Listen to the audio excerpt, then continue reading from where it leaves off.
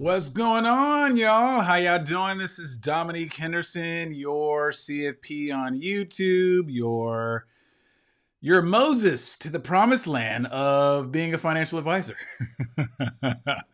If you're new here, what I do is I am a certified financial planner, and I help people manage their time and money. The way I like to say it is people are inundated with choices. And as a financial advisor, the way I feel I best help people is help them with all the many choices that are out there, unlimited, if you will, with their limited time and money. All right. So I take that and help my wealth management clients, but I have been repackaging that and using that to grow a community over the last almost 3 years called Jumpstart. And most people find me on this channel because you've been Googling something like, or YouTubing, that is, hey, how to become a financial advisor, or how do I make the career change, or what do I need to know about CFP? So we generally pop on every month or so and do a live stream and talk about a really fun, interesting topic, which we'll do tonight. The 3 questions that I believe you should be answering or asking, the 3 most important questions, at least in my opinion, when it comes to stuff, opinions as they go. But anyways, we normally have a pretty good amount of fun here. So hopefully you'll join us for a little bit. They generally last about 40 minutes or so. Okay. All right. So before we get into our topic tonight, we got a couple of housekeeping things to talk about. Again, tonight's deal will be the 3 questions to ask when deciding your path into financial services, which I think is going to be pretty interesting. And if you stay with me to the end, I'm going to give you a way to keep this training forever. You know, I don't always leave these YouTube videos up forever. So if you've been asking yourself, should I go back to school? Or while I'm in school, what should I major in? Or should I pursue a designation? And if I should pursue a designation, when should I do it? And which one? I'm gonna take care of all that tonight. Okay. I got something for you. So just sit tight and get some popcorn or your dinner or whatever you do at 7:00 Central Standard Time. Okay. So one thing also is, parenthetically, if you're watching this for the first time, there is a whole free community where I talk about this kind of stuff and a whole lot more at www.jumpstartcoachinglab.com. Okay. So actually, I think a good segue right quick is to tell you how to get there, because there's been some changes, and I apologize. Over the weekend, we had a little technical difficulties. Hey, Mustafa, how are you doing? Thank you for joining us. We'll be getting to questions towards the end, so if you want to hang around, I would appreciate that. Okay, so the way things work now is the following. So give me just a second here. So this is how this works. When you come to Dom Henderson SR, so Dominique Henderson Senior, I have a junior, but anyways, I'll just go by Dom because everybody misspells or mispronounces my first name. So Dom Henderson SR.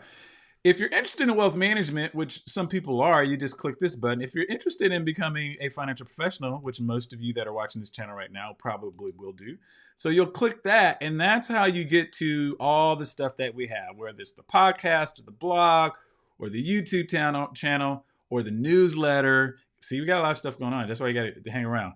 And then join. So if you hit join, and I'm going to do this in an incognito window because I'm already part of the community.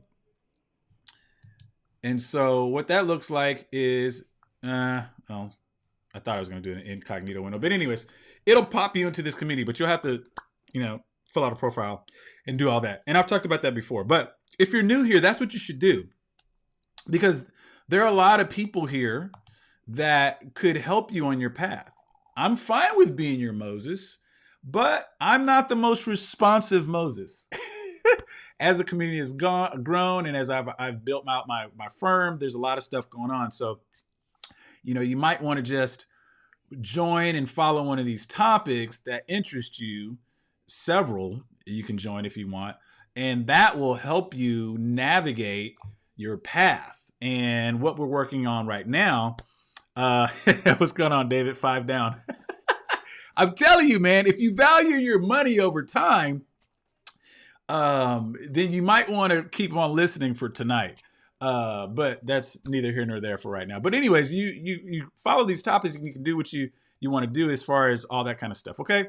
So that's kind of the best way to I think, to experience Jumpstart. And we'll get back to where we're talking about, and do it that way. Okay. So that's what the technical difficulties were over the weekend. So if you're part of the community, what I would say is, if you've still been having problems, the best thing to do is to log out of the app. We have our own app. Log out of the app, and then log out of your browser, clear your cache, and then log back in. The new community website, I say new, but actually, let me just do this real quick. This is probably apropos for where we are. Hopefully, we're mostly dealing with family tonight, so I apologize if you're like, what is this dude doing, man? He's like taking all this time. What's he talking about? I'm sorry. I apologize, people. But I always talk to everybody like their family anyway. So, okay. So that's where you can go to access the community. Okay. I'll just leave this up for right now. How about that? That's where you go to access the community. Matter of fact, let me just do this. Let's say join community. And then most people that know me, if you've been hanging around a lot, you know I do this all the time. So most people are just kind of used to this. Okay, so that's how you get there. And I'll leave that up for a minute. Okay, so that's that. Hopefully if that's not as clear as mud, then I don't know what to do. Send an email to hello@jumpstartcoachinglab.com. Let's see what we can do. Okay, and before we get into the topic tonight again, I just want to talk about a couple things that I want to get your opinion on, whether you're watching this live or you're watching this on the replay. And the first is, I got a little downtime to go to FinCon, which is a really cool event for money nerds. So if you're watching this, this may be something that you're interested in. So FinCon happens every year. It's been happening for the last decade or so. And I went to Austin and I hung around with a lot of people that have podcasts, like the Money Guys and Whitney Hansen, Money Nerds, and just a lot of people of all shapes and sizes, and podcast and video vlogs and blogs, and just everybody. It was really, really cool. And I had a lot of takeaways, and I'll preview this for you, for all you guys that are so, like you guys are like you guys watch everything that I do. So I'm giving you a little teaser, but I will have a video coming out pretty soon with my FinCon takeaways. And since I bought a Pro Pass, I'm going to be sharing some of those takeaways more in depth inside the community, inside some of the coaching. So you might want to think about joining group coaching, which we'll be talking about that a little bit later too. So all that to say, yeah, it was really interesting. So you think about the creator economy, gig economy meets people that want to be in financial professionals. Those two ideas had a baby, and it was called FinCon, and it was really pretty cool. So you people with huge blogs, YouTube channels, podcasts, the whole nine. I mean, everything was there. So there's rumor that they're going to be doing something really special for the next one, which always happens in the fall. So you might want to put that on your calendar. You just go to FinCon. It could be like FinCon 2021. I don't know if they've branded the website, how they branded and stuff. Okay. All right. Very good. And moving on, the last podcast that we released, last week's, Annabelle got I got a lot of feedback, and I can't apologize for her, but she's not really on social media, but a lot of people start asking me how to get in contact with her. And the only thing I can say is go to Nature's Bridges FA, I think is the name of their website, and maybe you can reach out to her that way. Natural Bridges FA. I'm sorry, that is the website.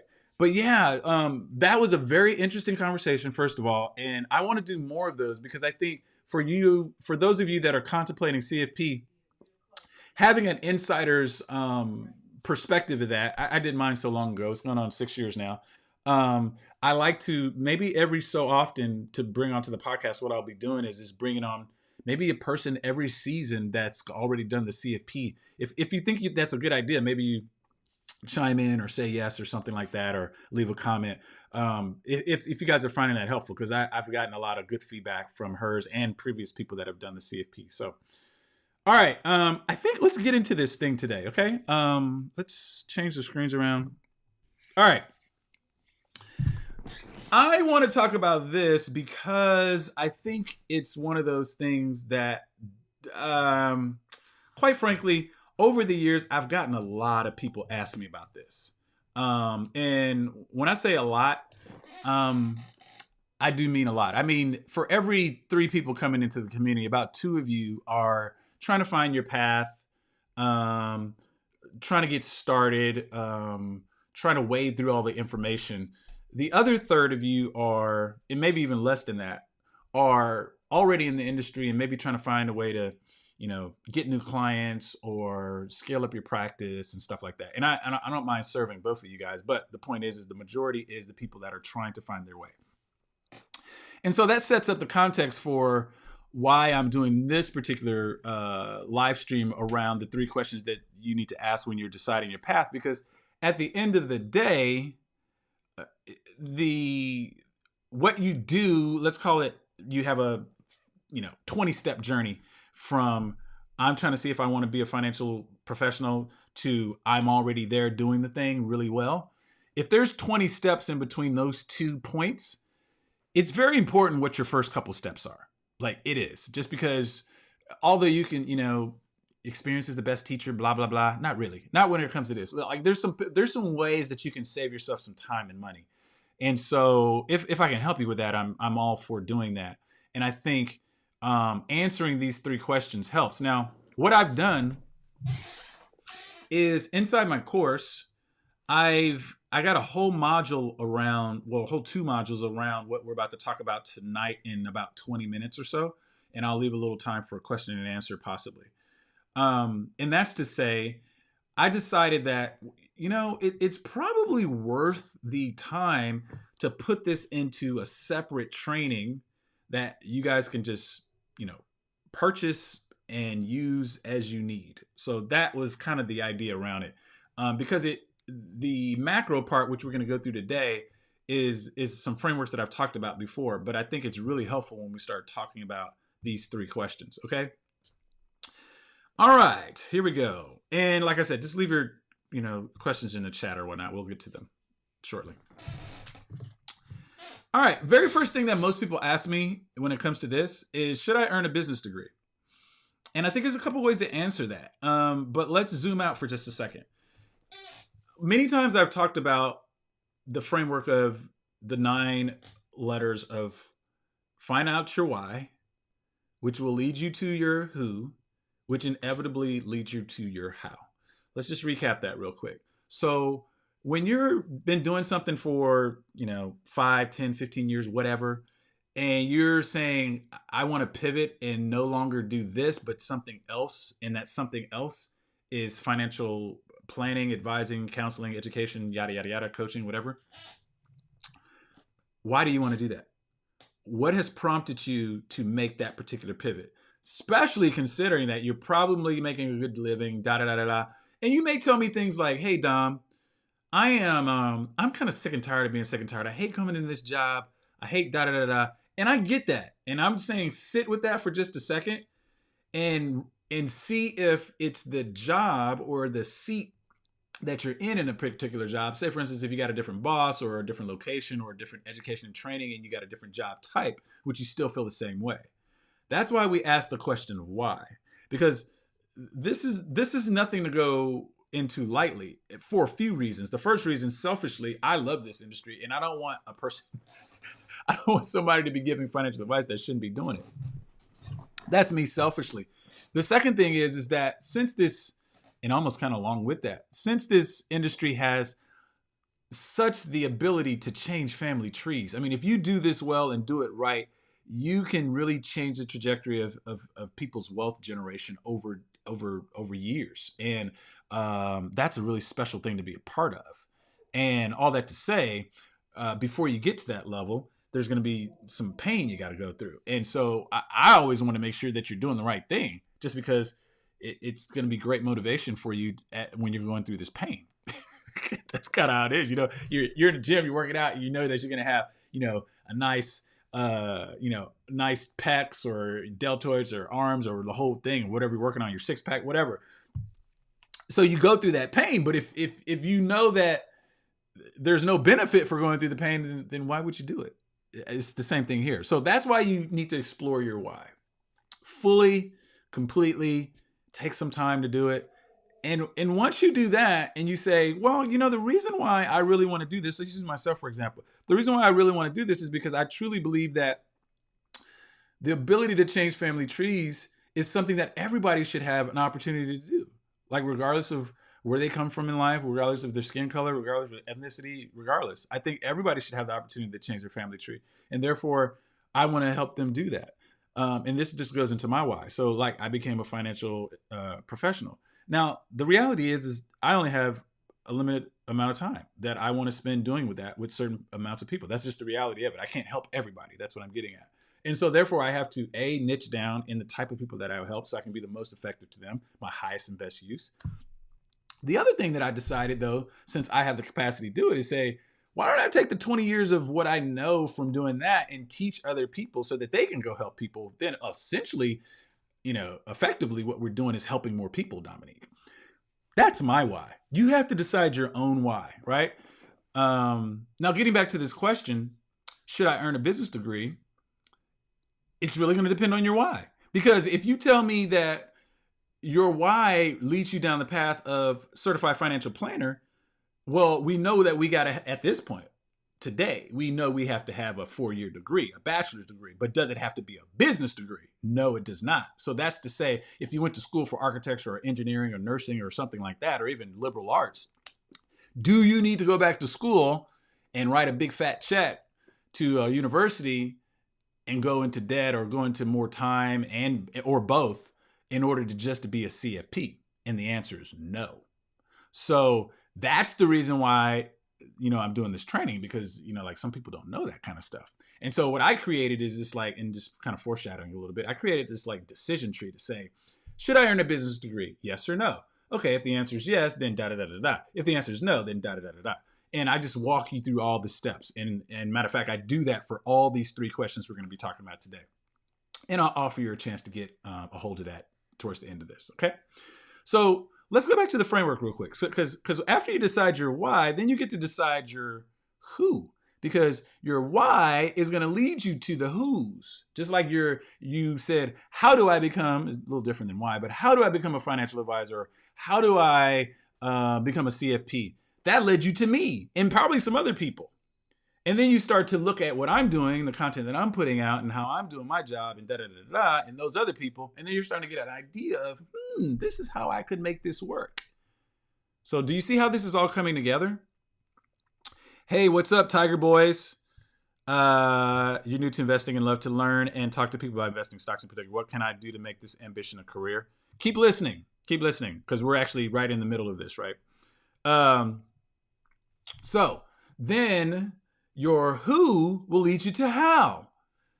Because all of us have learned how to do major skills, even from a young age. Ride a bike, tie our shoes, walk, by imitating somebody, right? So that's it's no use in reinventing the wheel. If you see somebody that's doing something, that's doing it well, like, for instance, for Tiger Boys that's listening here, one of my friends is Terry Ijeoma, trade and travel CEO, who's made a pretty good living selling her course that teaches you how to trade stocks.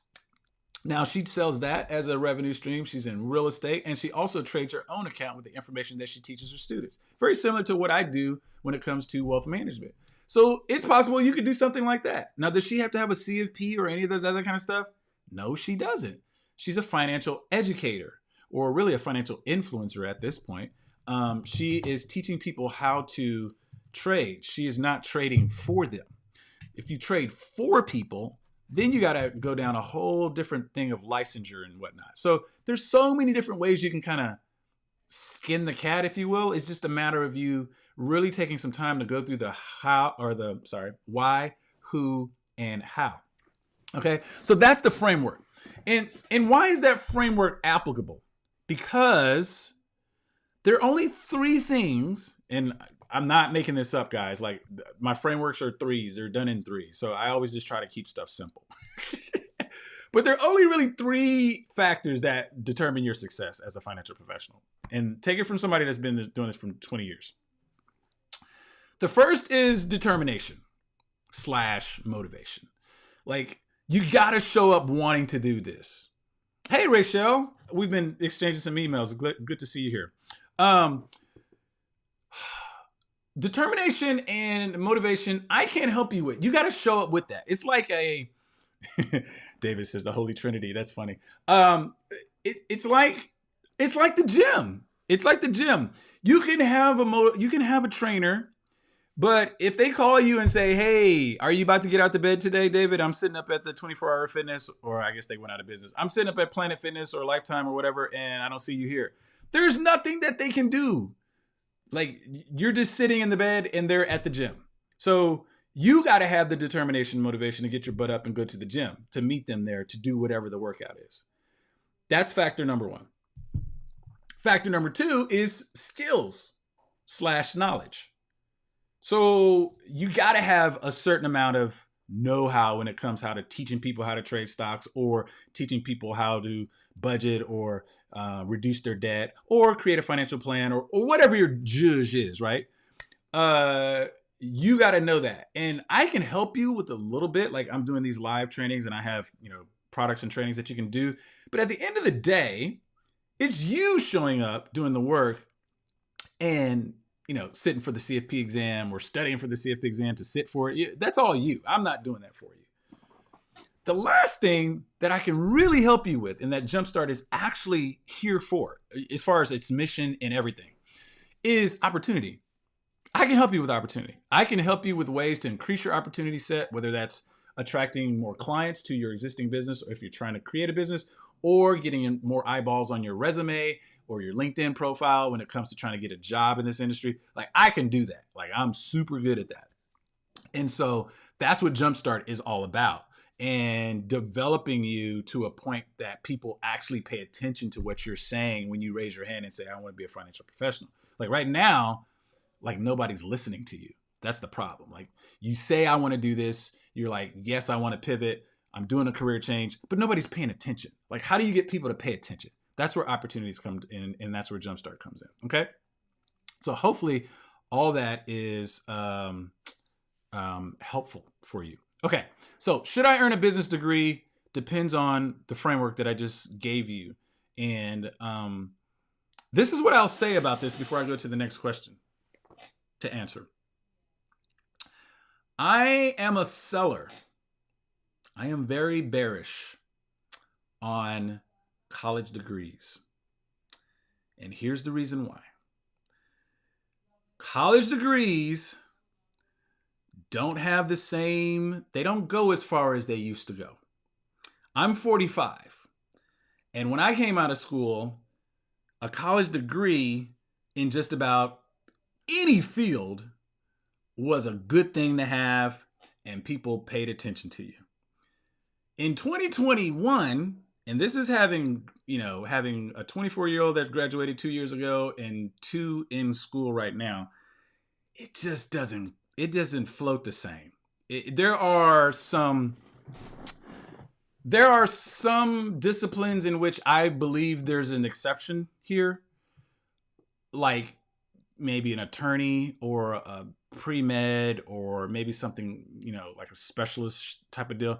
But I'm just going to be honest. You really need to think hard if you are, let's say, past the age of 20, let's say 22, and you're thinking about going back to school for another 2 to 4 years. Like, if you're telling me you're doing that just so you become a financial professional, you might want to, before you, start writing those checks, you might want to spend, some money on a career consultation with me for 30 minutes. I'm just saying, it might be a better use of your time, because a lot of what I have found out with what the curriculum is. And see, I got my buddy here, Dr. Preston Cherry. What's going on, sir?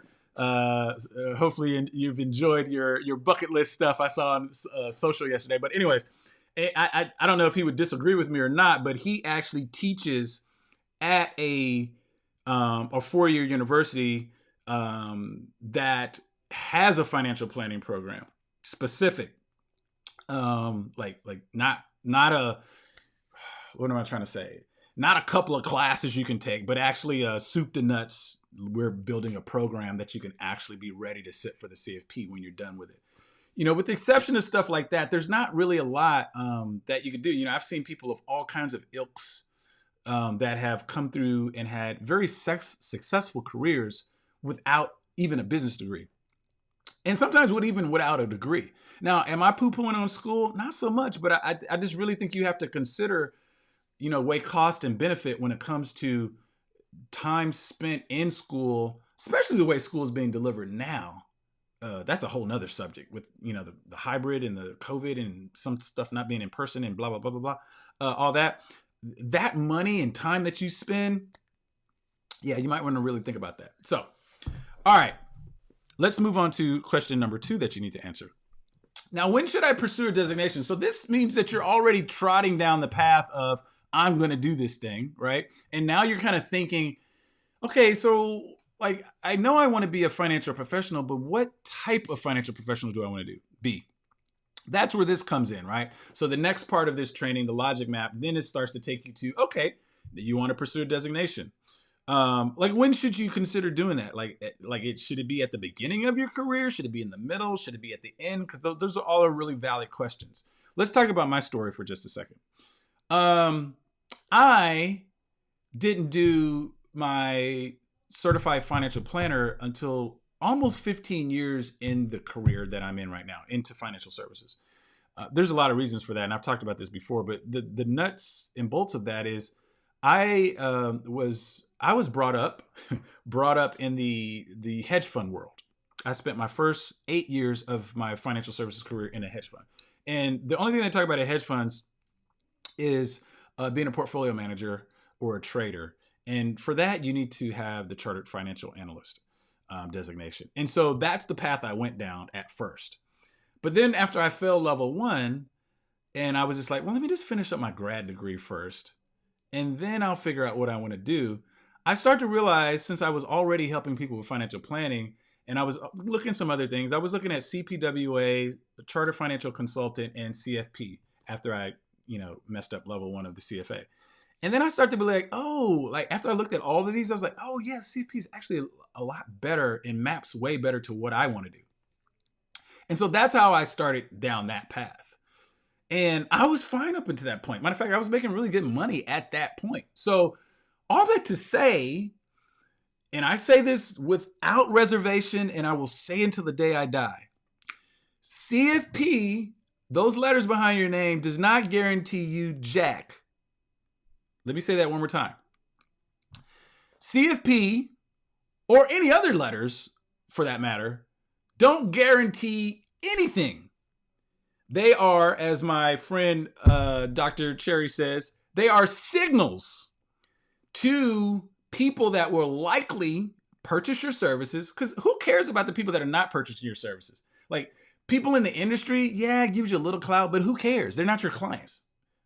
Like, typically you're in business for yourself or for somebody else that wants clients to come through the door, not colleagues, unless they're going to be clients, okay? So all that to say, CFP doesn't mean anything inside the industry, right? But CFP is a signal to consumers of financial services that Dominic here, he is of a special breed, because I've heard about the CFP, and the CFP board has done a pretty good job of marketing what those letters mean. And so there's public recognition around that.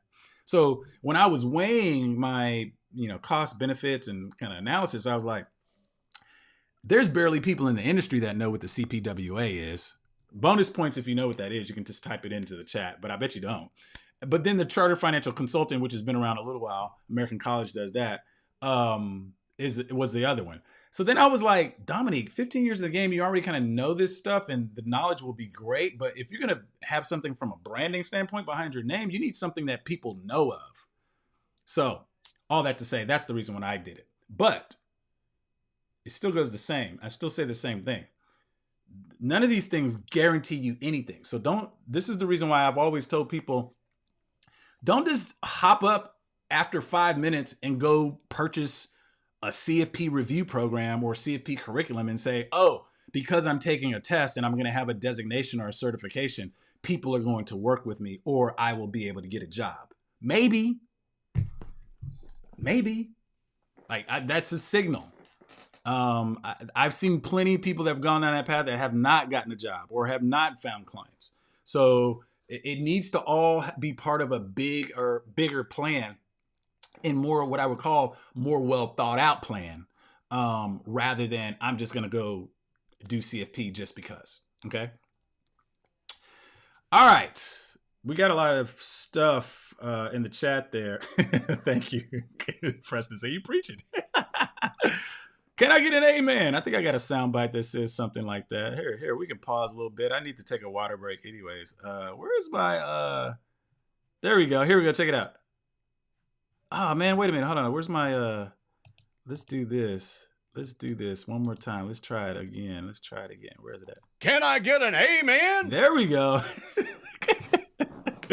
All right. Let's do this last question, and then I'm going to, guys. You guys, I really love you guys. This is hour 14 for me today. I'm not complaining, but I've been up since 5. Okay, here we go.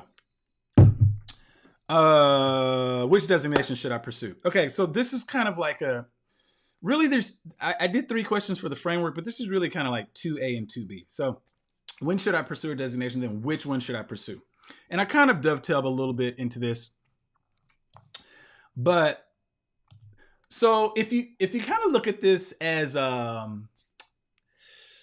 think I have to talk about the continuum of financial advice before I get into this. I think I do. Okay. So let's consider that as a financial professional, when you're going to help somebody, they can be anywhere from 0 to 15. Let's just call it 0 to 15. The number of 15 is arbitrary right now, but you'll get what I'm talking about in just a second. Let's say 0, they're totally financially illiterate. Like they don't even know how to balance their checkbook. Excuse me. And then there's 15 where they don't really need your help. They may be part of that FIRE movement, which I really just think it just stands for firing financial professionals. But anyways, I'm just playing. But they're basically financially literate. They do what they're going to do, and they got it on lock. So if there's 15 steps between financial literacy and financial literacy, then where do you fit as a financial professional along that continuum is the question that this is really getting to. Which designation should I pursue, right? So we have, from a macro standpoint, we have stuff like, and let me just keep this real broad for the sake of this discussion and time.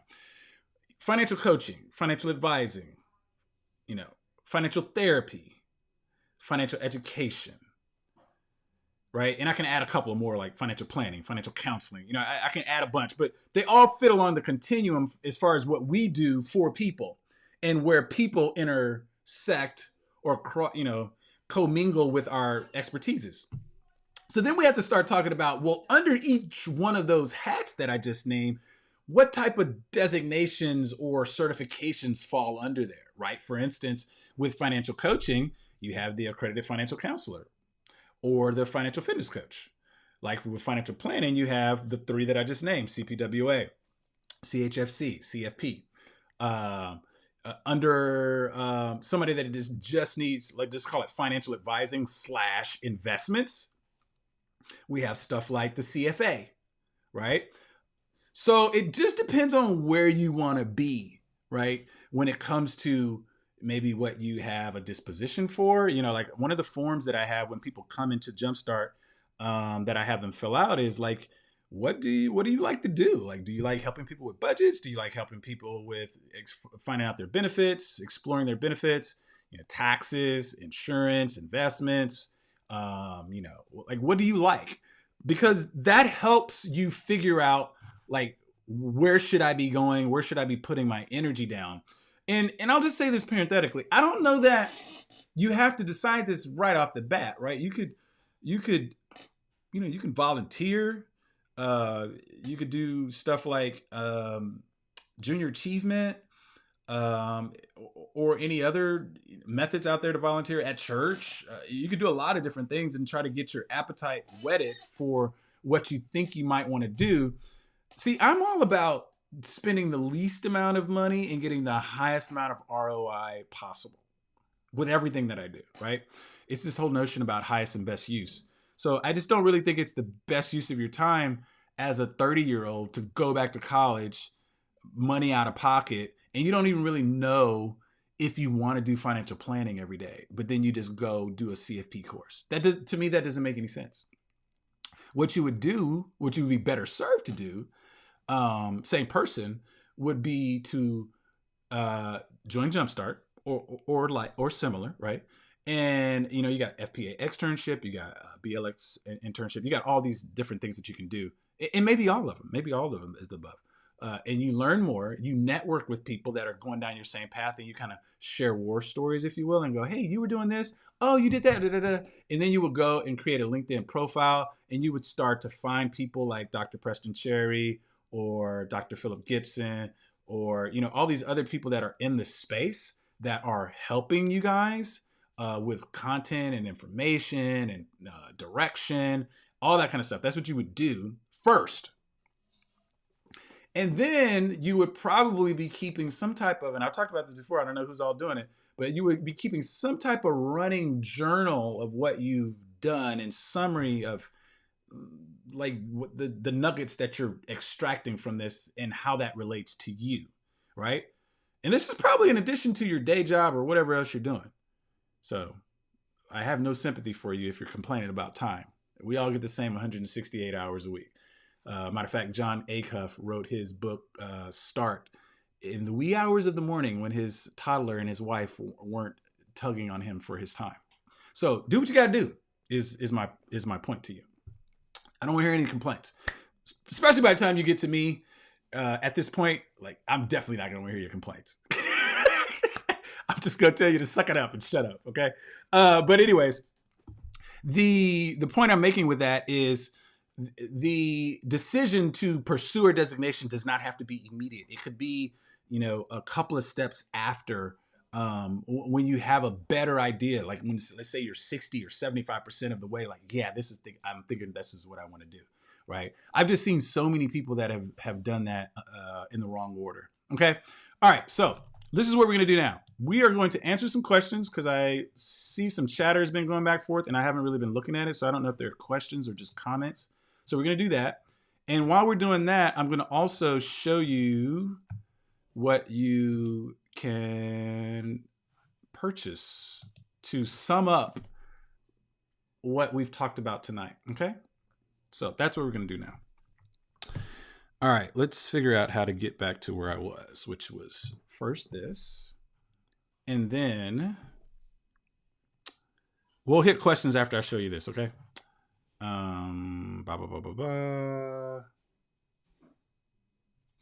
Okay, so this is the training, and this is what it kind of looks like. I'm not going to spend a lot of time in here because that's the whole point of you purchasing it. I'm just being honest, okay? You're going to find out that I'm a very transparent person. If you're just now knowing me. Okay, so what I call these logic maps. And here's the deal. So when I was in grad school, I started using this decision tree framework for a lot of the stuff that I do. And it just helps me think through things, at least the way my brain works, where it's like, whatever question, there's either a yes or no answer. And under the yes, there's certain decisions that you can make. And it may even be another question under there. And then under the no tree, there's this path you can go down. And that just helps me, put all my cards on the table, kind of realize how to do it. So I kind of like, this would be really interesting in the context of what we just talked about, answering these three questions. And the reason why I named it this is because currently you will spend, when you talk about the education that will take you about 9 to 12 months to go through, probably 12 months to be fair, and then another 3 months to pass the test, to study for and pass the test, purchasing the review program and the testing materials. Assuming you pass it the first time, you're going to be very close to $10,000 that you came out of. Now, granted, I know people run different kind of specials, but just work with me here. It's about 10 grand. And it's about 24 months when you figure out the whole time. It's actually a little bit longer than that, because you actually have to have, before you can use the CFP marks, you have to have the hours also, the experience. So you can take the test, you can pass all the education part, you can have all that part done, the, what am I trying to say? The degree, you can have all that. And then you can still be waiting to accumulate the hours so that you can use the CFP marks. So to be really generous, it's at least 2 years. Okay. So if at the end of the day, you didn't want to do financial planning, the question would be, was there a better path than the CFP? And the answer is probably yes. So that's kind of where this goes, is helping you figure out what that path might have been, or what that better path could be for you before you go do all this. Okay. All right. Is that enough context? Okay. All right. So I just break down. I'll just show you what one of these look like. With the 3 questions are what we just went over. Okay. And the way that you're looking at this is like this. So should I earn a business degree, right? So you ask yourself these questions. If it's yes, you go down this way. If it's no, you go this way. And then I have some topical information that is, I think it's general, but it can be specific if you get specific enough. And then there's an accompanying PDF that goes with it, and a video training. Okay. And I kind of just walk through all the questions just like that. And then I take you on this path of, okay, let's go through all the designations. Let's go through the most popular ones for comprehensive financial planning, insurance planning, taxes, investments, the whole 9. And then I list some of those and go through them also. So that's what you're getting for this particular training, which I think is a really, really good value. Like, I haven't put this in too many places, and I hadn't really thought about it this way until I was just going through some of the community comments about what you guys need, and this came up. So where can you get this is the question, right? So give me just a second. I'm going to pivot real quick.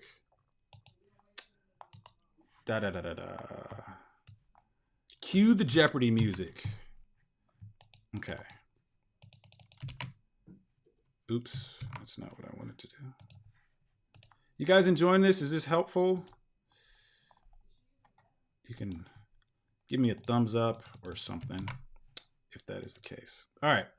So that's where that is. Okay. And I'll just leave that at the bottom of the screen. Okay. I think it's like one of the first things there. If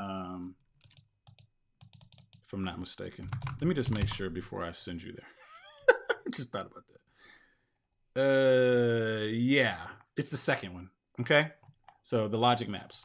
All right. Now let's go through your questions real quick, and let's see if there's anything that is juicy enough for me to answer. I'm going to start from the top. It's just easier for me to think that way. Yes, David, I am streaming this on multiple platforms. Facebook and Instagram were broken earlier today, and I never figured out how to fix them. I don't even know if I could from my end. So I'm only streaming to YouTube and to LinkedIn. And typically the way I do that, since you're new here, I generally leave these up for about 24 to 48 hours, and then I put them inside the community. So just so you know. Oh, okay, cool. You're joining. Okay, I'll have my admin look at your request shortly. Tiger Boys, I think I answered your question. Let's do this. There we go. If you're new to investing, honestly, what you need to do is you need to put your 10,000 hours in. So Malcolm Gladwell's book, I think it's Outliers. You need to, if you're new to it, like, go practice, go get a TradeStation account and do a sim and learn how to do it. Like my friend Terry Igioma. So she's a millionaire many times over, and she has been trading for the last 11 years. She's been perfecting her craft. So if you're new to investing, it's too early for you to potentially figure out how you're going to make this into a career. I would say start by learning and then see what evolves. That's what I would say. Um, I'm thinking about getting mine in psychology. I don't know what that's in reference to, David Smith. Oh, maybe you and Tiger Boys were just having a back and forth. Okay, that's all good.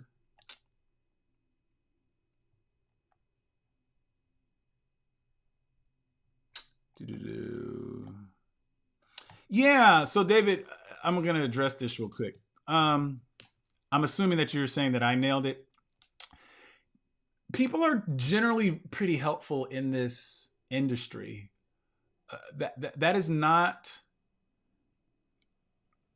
always the case, and I don't have to really go into the minutia of that. But what I'll just say is, the more specific you can be with a ask for a mentor, the better. And it's up to them to say yes or no, right? It's their time. This is something I actually go through in Jumpstart. I teach this kind of stuff. So I'm all about helping you guys with professional development when it comes to getting to the next level into this industry. And a lot of my peers are like, they're super helpful. Like I got, like, for instance, Preston teaches this stuff and he does a lot to give back to the next generation. A lot of people do. But at the same time, I can tell you just, I've probably received more than my fair share of inbound requests because of the platform I'm on and what I teach. And I've gotten to the point now, just because of time, not because I'm like a jackass or anything, but I just don't have time to answer every unspecific question that comes to me. If it's targeted, sometimes I will, depending on timing, but more than likely, you probably have to pay for a session. Like, I don't do pro bono mentoring. Like, I did that like 5 years ago. I don't do that anymore. I don't have time to do that. You got to have to find somebody else. So you may be coming across somebody like that. That could be the deal. Or they could just be like, dude, I'm on my grind. I'm trying to get clients. I don't have time for this. It could be that too. So you just got to, you got to keep trying. So I talked to somebody before and they were telling me, something very similar. Like, yeah, I can't find anybody. I've been trying this. I've been trying that. And I was like, okay, so how many people have you talked to? And they were like, yeah, I've talked about a handful of people. And I was like, oh, no, that's not what I'm talking about. Like, let me show you how to do this. And then I kind of walked them through like how I would do this if I were them. And they were like, oh, I didn't know I had to do that much work. And I was like, yeah. This is not drive through. You're going to have to work for this. So anyways, okay, member of FBA. Now, okay, I hold a, let's see, Ramsey. What is your, I hold a degree from university. Oh, I'm sorry, I'm having a problem reading your thing because I have all these screens up. Okay. Passion for finance. It is my dream to be a financial advisor and to own a financial advisor. What should I do? You should do what I just told David. Oh, I'm sorry, not David, but Tiger Boys.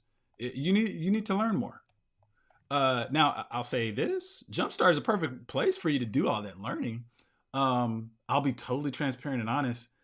My teaching and coaching largely is to a advisor, or I'm sorry, excuse me, financial professional coming in to the U.S. market, to work in the U.S. market. I will say that. I have yet, although I know I have a global audience, I have yet to, get super specific and detailed on what needs to happen in each specific country or jurisdiction. You're going to have to do that work, or find somebody, in your region that's doing that kind of stuff. So that's what I would say. But yeah, here, I don't know if any of you guys that are listening to me listen to Gary Vee or have listened to Gary Vee. In all intents and purposes, and this is a statistical term, so excuse me for just a second, but I think it brings home the point. So if you look at the probability curve, right? Like the bell curve is what you guys have probably heard. On the tails, you have the stuff that doesn't happen all that often. It's called anomalies, right? In some instances, less than a 2.5% chance of happening or a 5% chance of happening. In the middle of that, the fat part, though, right in the middle is where everything happens, where all the probabilities occur. And all I would say is there's a large probability that you'll probably live a pretty long life. And if you're under the age of 30, which most of you that are watching this are, you can probably do this career for the next 30, 40 years. You can. So if you take 2 to 5 years pivoting the right way with the proper amount of training and coaching, you'll be fine. It's a drop in the bucket compared to 30 years, isn't it? Like, that's the way you should be thinking about this. You shouldn't be thinking about how fast can I do this? Like, get that out of your mind. Like, that is a poor attitude to have when it comes to this. Maybe that's a good attitude when you're running the 100 meters. But since none of us are Usain Bolt, I don't think it matters, right? I think you should slow down. You should take your time. You should. There's actually a passage in the Bible that talks about this man that was going to build something. As a matter of fact, I think Jesus was saying who goes into building a structure without counting the cost? You are definitely building a structure. In most instances, you're wiping clean what you had on a foundation, and you're building a totally new structure from scratch. You can't rush and do it because you're going to get to the 15th floor and then the building's going to collapse. So, like, I don't know if you guys are, picking up what I'm throwing down, but anyways, the point is you need to slow down, pump the brakes. And that's not to say that you're not doing that. I'm just saying, if you're new to the industry and you don't have any experience and you want to make this into a career, the first thing you need to do is start learning about the industry. Then you might need to find a mentor. Then you might need to read a couple of books about things. You need to narrow down what you want to do in this industry. Because I can guarantee you, if you were on a 30-minute call with me, I can throw some questions to you that you'll be like, I didn't think about it that way. You need to be thinking about all those things. All right, fair enough.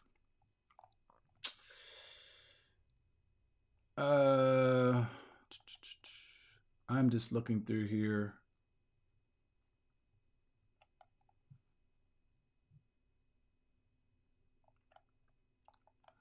All right, I think that we're good.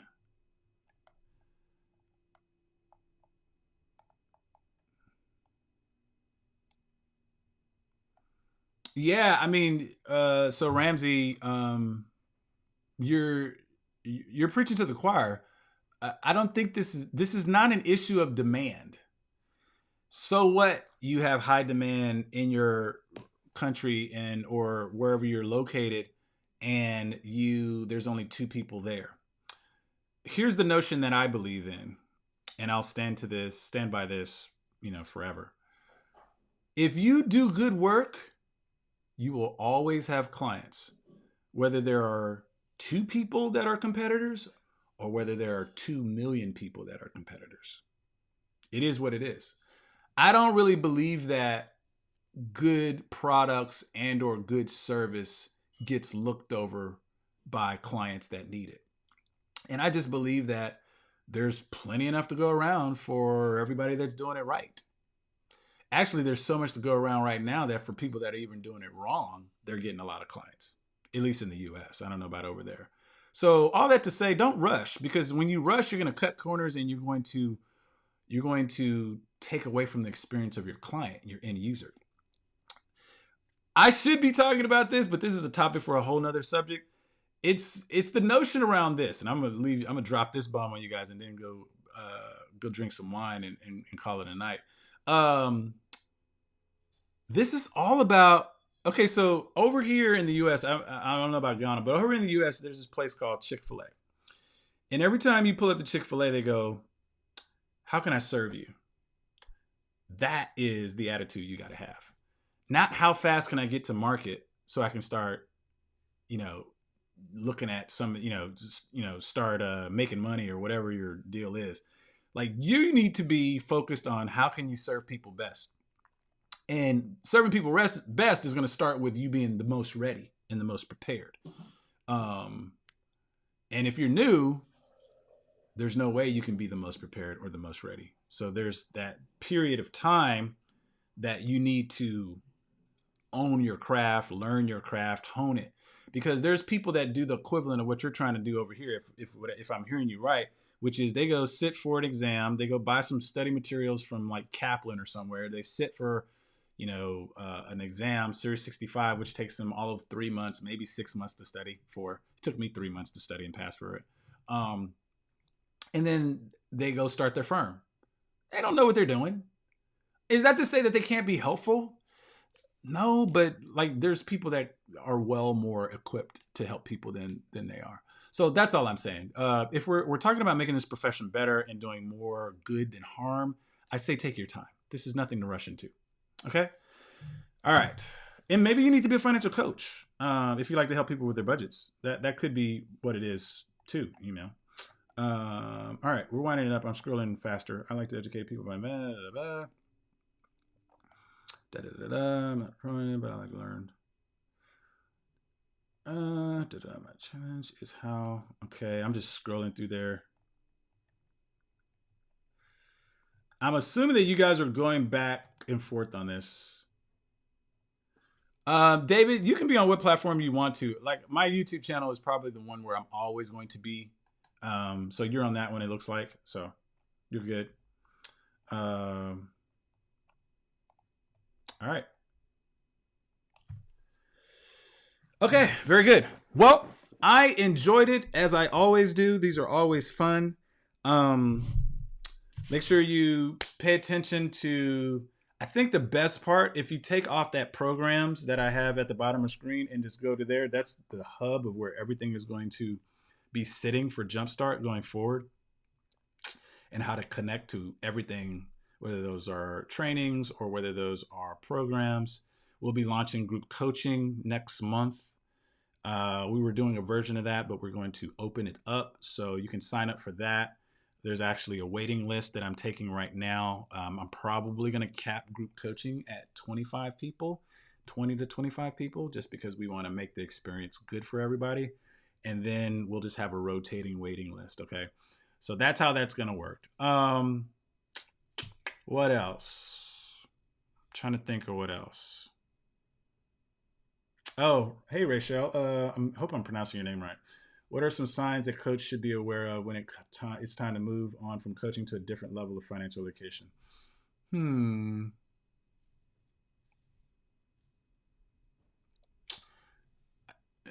I think if I understand the question right, I can see two possible ways to answer that. Like one of them could be from a standpoint. Well, I guess they both relate to business, right? So like one of them would be if my clients aren't responding to the way that I'm doing financial coaching and they're not getting the movement that I desire, the type of transformation, I'm thinking about that way, which I guess is still a revenue issue or could be a revenue issue. Um, and then the other one is whether or not you're enjoying it. Like to me, it starts there, right? I'll just give this little bonus tip before I leave. I'm already here. So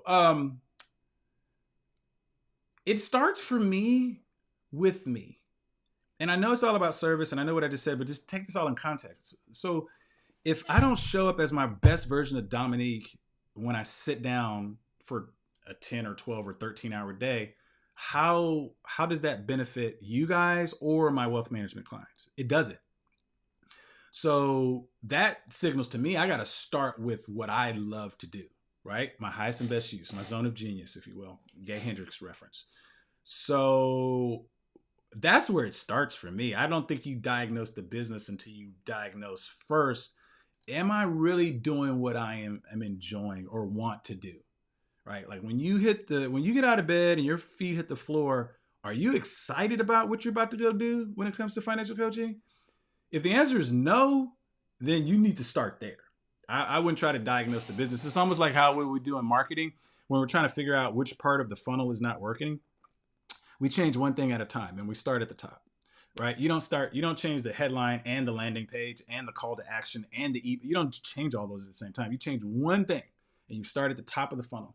So we're starting at the top of the funnel, Rachel. You would have to say, okay, what about financial coaching do I not like her anymore? Or what about it do I love? So we can know that we're in the right frame of mind when we're doing this. And if the answer is yes to all that, then if you see that your clients aren't getting the level of transformation that they're either paying you for or that you're expecting, or maybe a little bit of both, then you need to start to look at what you're offering them, your product offer, like what the offer is.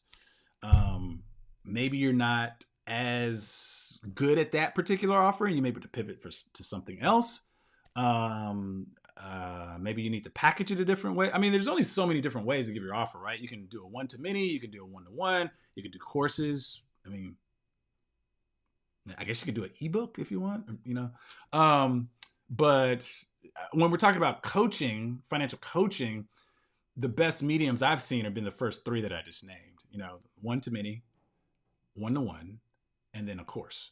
So, and you can do a combination of all those things, of course, but I guess my point is start with you and then start to work down the funnel about what you should fix.